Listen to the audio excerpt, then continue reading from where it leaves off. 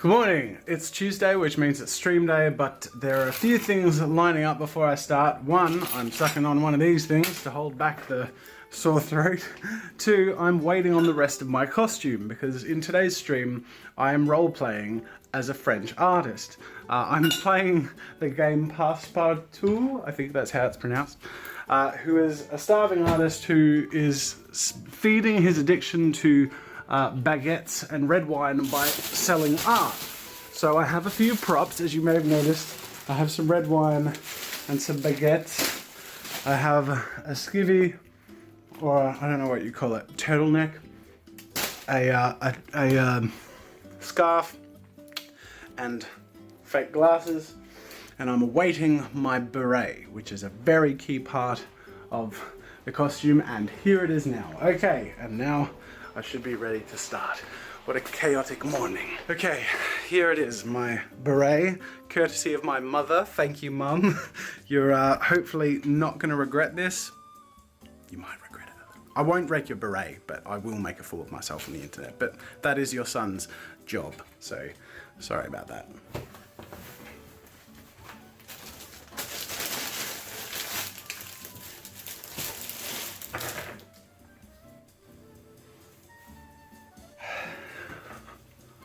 Streams like this are always special. All right, I'm feeling pretty good. Feeling ready for this. Let's go. I thank you, ladies and gentlemen, for watching this video. Make sure to like this video if you enjoyed it and subscribe if you would like to see more of Passepartout. If you would like to see more of Passepartout's artistic journey. So bad. Let's do that all again. All right, that wraps up the streams. That was really productive. I got 2 pieces of content done, which I didn't plan on, which is awesome because I really need to get ahead, especially in the coming weeks, as we need time to A, transition into Studio 2 with stuff, and B, or 2, deliver on perks and rewards from the crowdfunding. So we need time for both of those things, and that will hopefully buy me a bit of time. I'm going to pick up editing those things later today, but I'm going to pause for now because it's time to go to the gym so I can stay accountable and get in shape. I am not listening to that Jake Paul song no matter what. This is the best form of accountability I could have imagined. Here's my proof for the day. All right, I'm back. I have about an hour and a half tops left in the day. So that's not enough time to really get stuck into an edit. And tomorrow is also reserved to be an editing day. So what I'm actually gonna do is use my time a little more wisely. And for the rest of today, I'm going to finalize my collection of music for editing. Previously, I used music from audioblocks.com. I kept getting copyright slaps, and it was really annoying, especially because I had a paid account. So I was like, seriously, why am I wasting my time and money with this website? So now I'm using Epidemic Sound, which is awesome. I haven't had any copyright issues. The music is way better, but unfortunately it's a lot more expensive. But you know, it's worth what you pay for it. So I'm gonna spend the rest of today gathering music because I have a folder structure and an editing structure that I established, which is awesome and so near completion, minus music, because I've been sort of finding pieces for each piece I've edited every time I've gone in to edit it, which takes time, and I'd rather, you know, cut time off of all future edits by getting a massive stockpile of music, and I'm gonna do that now. So that means editing tomorrow should be a lot faster, and editing in future as well.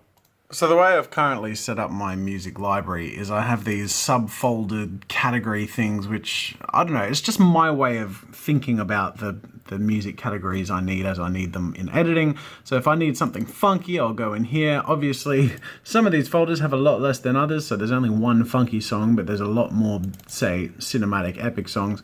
So honestly, like, while I still have like maybe 100 or so songs in total, I seriously need to spend like almost a full day just filling up all my different subcategories. But anyways, let's say I want something creepy. I can just go in here and I can listen to the music and find one that suits as a backing track for whatever video I'm working on. And aside from it being helpful having it organized like this, oh yeah, rockin'.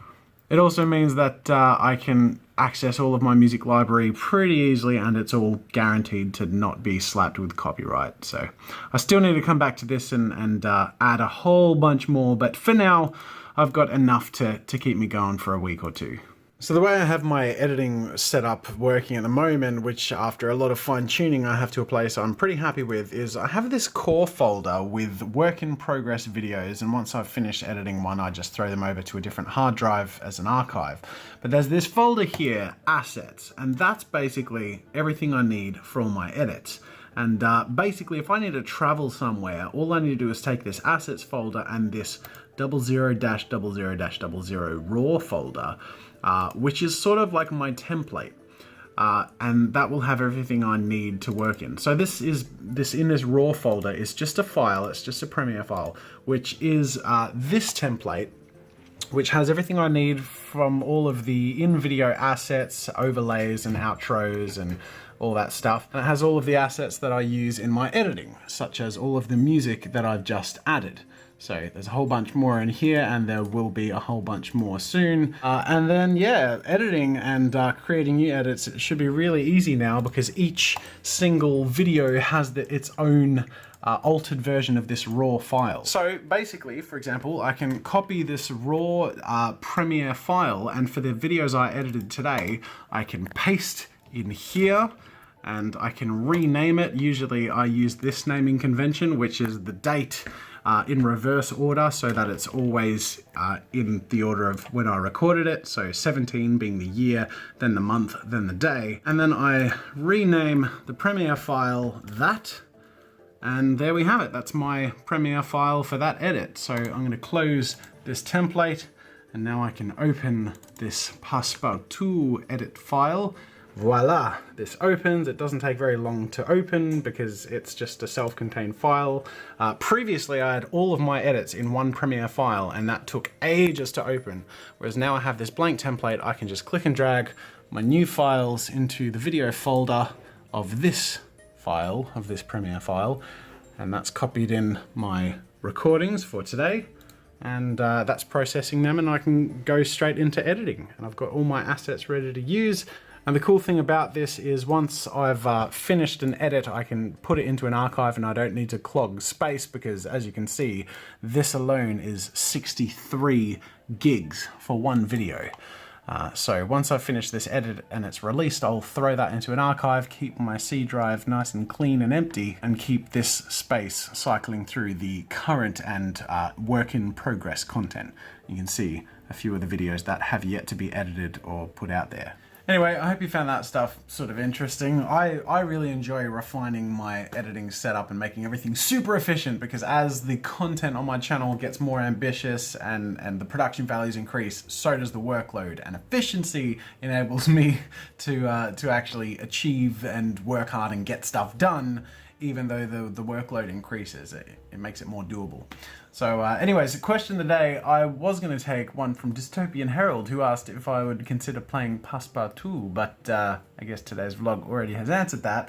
So, moving on, I'll take a question from Desmond Fagan, who says, will you ever consider reprinting an updated version of your mural in Studio 2? If not, do you plan on doing anything similar but less extravagant? When Studio 2 is done, I'm not going to do the same thing. It's more about a full body filming space, so actually the most prominent area of walls and space is going to be blank, completely blank white, because I need that for filming. However, there will be two sections of wall, sort of less conspicuous, but nice sections. The wall is already covered. I can show you later on, but it's like this mid sort of charcoal-y color. It's really cool. And I'm going to be doing like the names of backers from the fundraiser throughout the wall, and there are larger names and lots of little names. And then I'm also going to occasionally put in little art supply, a little picture of like a pencil and a scribble and things like that. So it should look like a really fun, poppy sort of thing with all the contributors' names to the fundraiser and lots of little arty things. So I hope that answers your question. Anyways, that's it for today, ladies and gentlemen. I am done and right on time. It's 5:30 p.m. Thank you for watching, and until next time, I'll see you later.